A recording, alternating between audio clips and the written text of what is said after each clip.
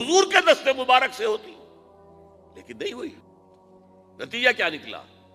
ایک ملک میں حضور نے قائم کر دی، جزیرہ نما عرب، یہاں خلافت قائم ہو گئی، حضور خلیفہ ہے۔ اس کے بعد آپ کے خلفائے راشدین نے پھر اس کو وسعت دی، شرقاً غرباً شمالاً۔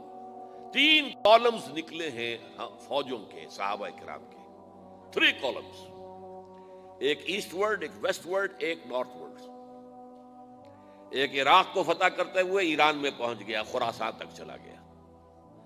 ایک شام کو فتح کرتے ہوئے اور پھر سینائی پیننسولا سے ہو کر افریقہ میں داخل ہوا اور اٹلانٹک تک پہنچ گیا۔ تیسرا سیدھا شمال میں گیا، لیکن یہ زیادہ دور نہیں جا سکتا تھا، کوکیشین ماؤنٹینز آ گئے، کوہ قاف۔ اس زمانے میں تو یہ یوں سمجھیے کہ امپیسیبل تھا نا، کوہ قاف، لہذا وہاں آ کر رک گیا۔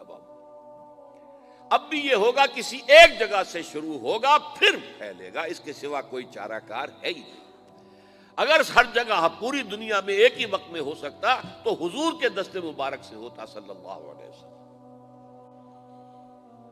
اب وہ نقطہ کون سا ہوگا، نقطہ آغاز کون سا ہوگا؟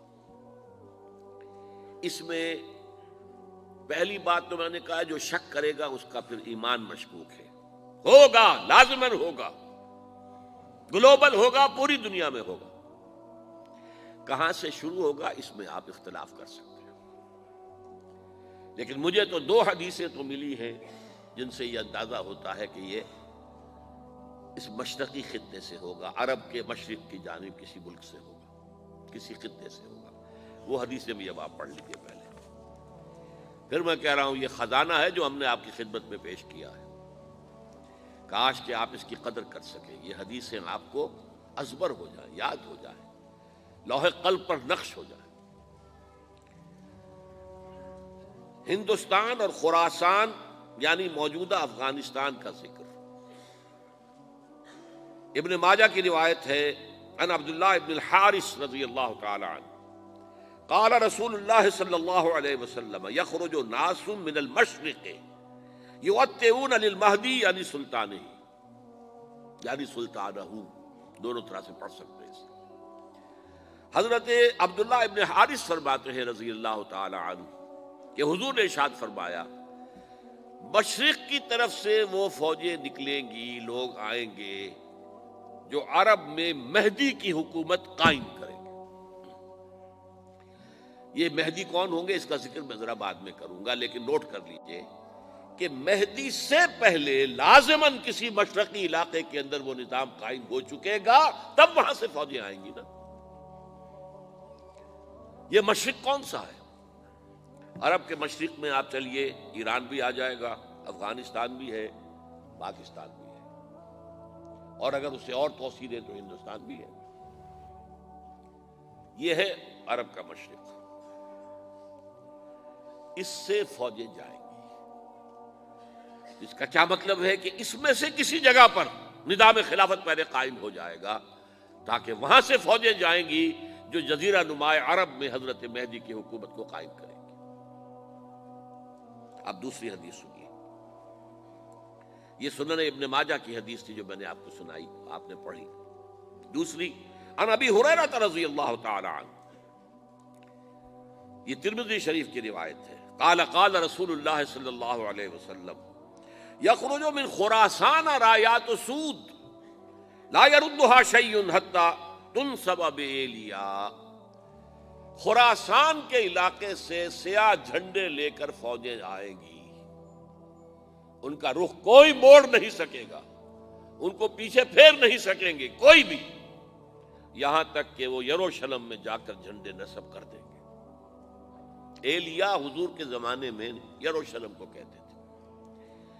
یہ یروشلم تھا جب حضرت سلیمان کی حکومت تھی، اور یہاں پر معبد سلیمانی، ہیکل سلیمانی قائم ہوا، پھر یہ یروشلم ہی رہا ہے تاریخ میں، یہاں تک کہ سن 70 عیسوی میں جب ٹائٹس رومی جنرل نے اس کو گرایا، ختم کیا، سیکنڈ ٹیمپل گرا دیا، اور یہاں سے یہودیوں کو کہا نکل جاؤ یہاں سے، کوئی یہودی باقی نہیں رہا، تب بالکل تہو بالا برباد کر دیا۔ اس کے کوئی 150 سال بعد ہیڈریان، رومن ایمپرر ہیڈریان، اس نے پھر دوبارہ آباد کیا اس شہر کو۔ 150 سال تک یہ بالکل بنجر اور بالکل غیر آباد پڑا تھا۔ اب ہیڈریان نے جب آباد کیا تو اس کا نام ایلیا رکھا، اب یروشلم نام نہیں تھا۔ تو حضور کے زمانے میں پھر اس کا نام ایلیا تھا، اور اب اس سے کیا معلوم ہو رہا ہے کہ یہ یروشلم مسلمانوں کے قبضے سے اس وقت نکلا ہوا ہوگا۔ ایک دفعہ پہلے نکلا تھا، سن 1099 عیسوی میں مسلمانوں کے ہاتھ سے نکلا، کروسیڈرز عیسائیوں نے آ کر اس کو قبضے میں کیا، لاکھوں مسلمانوں کو مارا، قتل کیا۔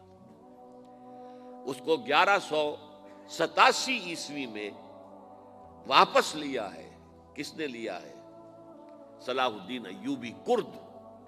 عرب کھوکھلے ہو چکے تھے، عربوں نے کھویا، واپس نہیں لے سکے، بہت حکومت کر چکے تھے، 400-500 برس کی حکومت کر کے، اور ان کے عیش اور ان کے آرام، اب ان میں جان نہیں تھی کہ وہ واپس لے سکے۔ واپس لینے والا گرم کرد خون تھا، صلاح الدین ایوبی۔ تو گویا کہ اب آپ سمجھئے کہ 88 برس تک عیسائیوں کا قبضہ رہا یروشلم پر۔ اب 1967 میں یہودیوں نے قبضہ کیا ہے، اور اب 38 برس تو ہو گئے، 88 نہیں تو 38 برس تو ہو گئے، لیکن وہ دور آئے گا کہ اب پھر لیں گے۔ لینے والے عرب بھی نہیں ہوں گے، خراسان کے علاقے سے فوجیں آئیں گی۔ یہ خراسان کیا تھا؟ ایلیا تو میں نے آپ کو بتا دیا، یروشلم کا نام ہے۔ خراسان اس زمانے میں ایک بہت بڑے ملک کو کہتے تھے، کچھ حصہ پاکستان کا بھی اس میں شامل ہے، کچھ حصہ ایران کا بھی ہے۔ ایران کے اس حصے کو اب بھی خراسان کہتے ہیں، وہ ایک صوبہ ہے۔ خراسان ایک صوبہ ہے ایران کا، چھوٹا سا۔ پاکستان میں خاص طور پر یہ جو علاقہ مالاکنڈ ایجنسی کہلاتی ہے، اس سے اوپر جتنا علاقہ ہے، اور یہ جو واخان کی ایک پٹی آتی ہے اوپر، واخان افغانستان کی ایک پٹی سی دم سی چلی آتی ہے، جو جا کر چائنا کی سرحد سے مل جاتی ہے، یہاں سے لے کے یہاں تک یہ جو مالاکنڈ کا وہ درہ ہے اور پہاڑ ہے، یہ بھی خراسان کا حصہ ہے۔ باقی تقریباً 2/3 آف افغانستان، ساؤدرن حصہ نہیں ہے خراسان کا حصہ، یہ سیستان کہلاتا تھا، یہ خراسان نہیں ہے۔ لیکن یہ کہ اوپر کا 2/3 آف افغانستان، اور اس کے ساتھ یہ جو عرب، جو اب یہ ترک ممالک آزاد ہوئے ہیں،